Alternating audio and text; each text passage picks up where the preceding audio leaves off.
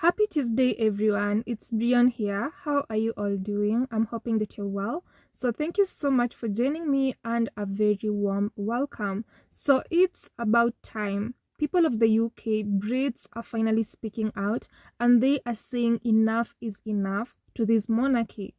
They don't want to support a monarchy or an institution that is entangled in so many scandals and so many negative things are coming out of it, especially right now.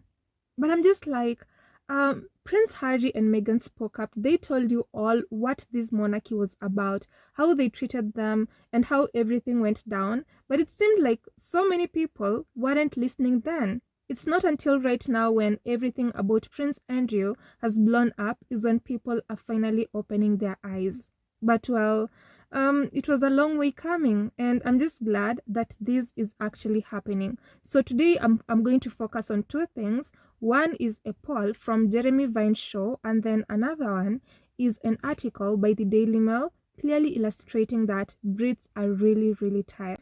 So first, I'm going to start by this poll that was posted by Jeremy Vine on his show. So he posted it a few days ago, where he was asking people if they still support the monarchy after everything that has been revealed about Prince Andrew and his links to Jeffrey Epstein. So let me just read it. So he said, "Do you support the royal family? Polling suggests the monarchy is losing popularity following the Epstein files scandal. The majority of Brits thinks senior royals should have done more to condemn Andrew, but we want to know what you think." And of course, this poll was only available to people in the UK to vote, and it got 2,388 votes, whereby 84% of them were saying they no longer support the monarchy. That is, okay, there were two responses. One was, I support the monarchy, and then I don't support them. And I don't support them obviously won, getting 84% of the votes. And then I support the monarchy only got 16% of the votes. That is out of 2,388 votes. Well, honestly, I'm not surprised that so many people's eyes are being opened right now and they're like, I'm no longer in support of this monarchy. But what shocks me is that it only took this scandal for people to actually finally say, I don't want to support the monarchy anymore. I mean, over the years, there are so many things that have happened. So many scandals that have unraveled over the years. But still, when people tried to speak up, they were shut down. People are like, okay, some people were like, you are trying to bring down the monarchy. You're just trying to tarnish the image of this family. But look, now the true colors of these people are finally coming out, and all the skeletons in their closets are coming out slowly by slowly. I honestly believe Harry and Meghan have a part to play in opening people's eyes to what this family is actually about, by them telling their story and telling their experiences while in that family. Some people, of course, saw that and they were like, okay, this family is just so messed up.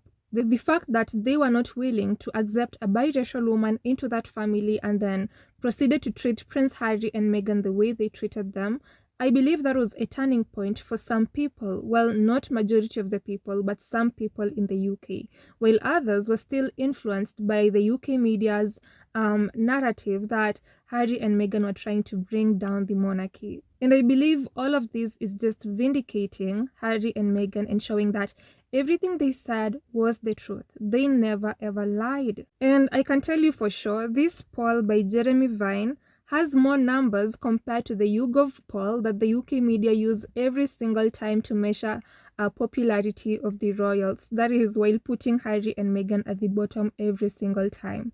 That one usually has like 500 people partaking in the polling results. But then this one by Jeremy Vine, you can see that 2,388 people voted into this one, and it has majority of the people saying that they aren't in support of the monarchy anymore.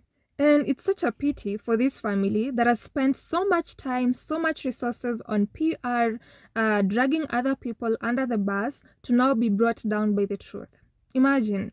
The things that they were hiding all this time is what they knew was going to bring them down. They knew the truth was going to bring them down. They knew that if all these things that they have been hiding were to come out, then it was going to be bad for them. And that is why they hid all of that while using people like Harry and Meghan as the scapegoats, just doing a lot of PR for themselves and damage control. But right now, I don't think there's anything that can really salvage these people unless they just face the truth.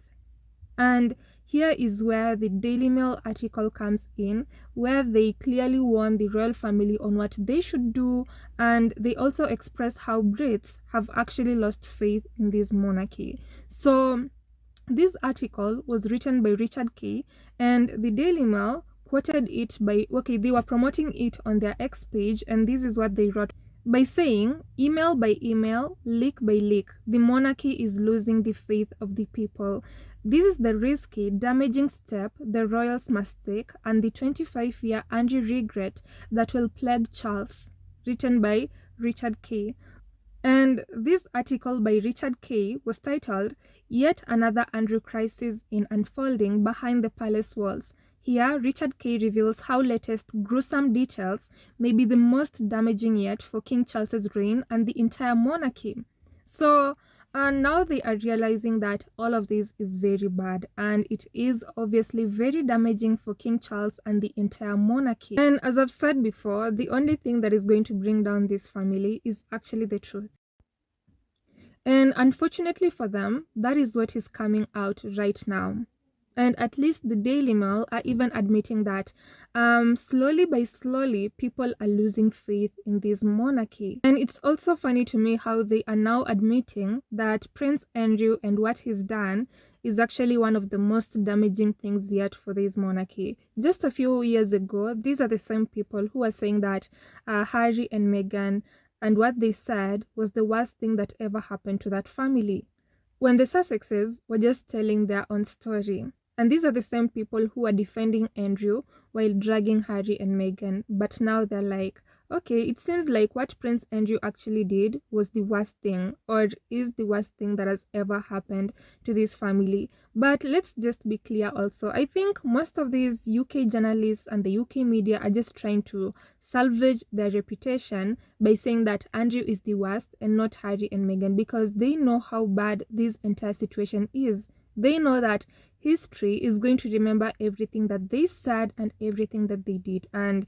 everyone is now like scrambling and trying to get on the right side of history. But it's too late, because we all remember everyone who actually defended Prince Andrew while dragging Harry and Meghan. We remember every single one of them. This is what Richard Kay had to say in his article. So he urges that these leaks, particularly emails showing Prince Andrew forwarding sensitive official documents like treasury briefings on the 2010 Iceland financial crisis and details about the Royal Bank of Scotland to Epstein-linked contacts while serving as UK trade envoy, is eroding public trust in the monarchy as an institution. And the key points from Kay's column on this scheme include that repeated leaks are steadily eroding public trust in the monarchy, moving beyond just Andrew's previous sexual misconduct associations to suggestions of potential misconduct in public office or misuse of privileged information. Also, another point is that King Charles has tried to distance the wider royal family by stripping Andrew of title, style, and privileges, creating a firewall, but the leaks continue to harm the broader House of Windsor. Well, again, stripping Andrew of his titles, I don't think is really helpful. That is like changing someone's name from Sam to Sammy. So how is that really helpful? So if it's gotten to this point where the Daily Mail are even having this go ahead to write an article such as this, revealing that people have lost faith in the monarchy and showing where the royal family messed up, then you know that it's really, really bad. And I don't know how they are going to salvage themselves. I don't know how this situation is going to be turned around. But at this point, well, in my opinion, I don't think that it's actually even possible. The damage has been done. Things have gone too far, and they protected Andrew for too long. They should have cut him off from the moment those stories about him and Jeffrey Epstein came out. That was the moment he was supposed to be cut out. But instead, they chose to protect him. They chose to protect him even over Harry and Meghan. And look, those actions are now coming back to bite these people. So I don't know what you all think, but but from my thinking, from what I see, people even in the UK are finally seeing the truth, and people are like, enough is enough. Supporting this monarchy isn't worth it anymore. So let me know your thoughts, then I'll see you on the next episode. Goodbye.